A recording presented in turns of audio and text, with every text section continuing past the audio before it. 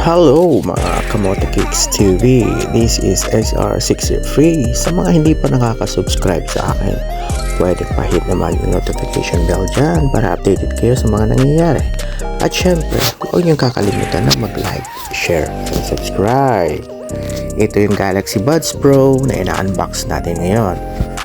Pili po natin ang Pearl White na napaka-seal, powered by AVG, which is collaborate sa Samsung para mas may magandang performance sa ating sounds. Ang Galaxy Buds 2 ay different sa Galaxy Buds Pro.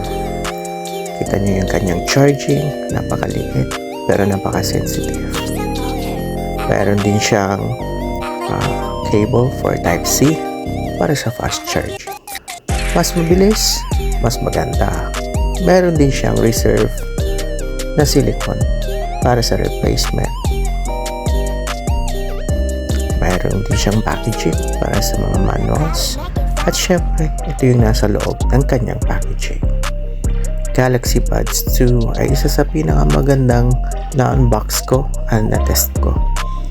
Ito ay kasyang-kasya sa ating tenga, which is hindi na ibibigay ng Galaxy Buds Pro. Maganda yung sounds ng Galaxy Buds Pro, pero ang Galaxy Buds 2 ay maganda sa fitment. Magkakaibang kulay din ang pwedeng may offer ng at depende sa iyong styles at depende sa kung ano yung hilig mo.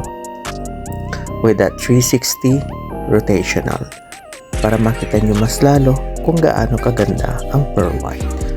Para sa mga classic look and vintage type people, ito ang bagay para sa iyo.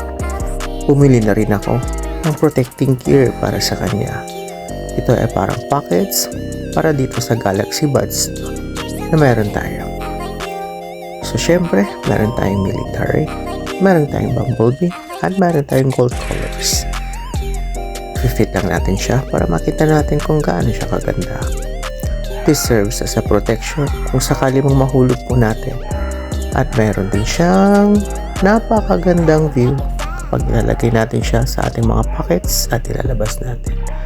Thank you for watching!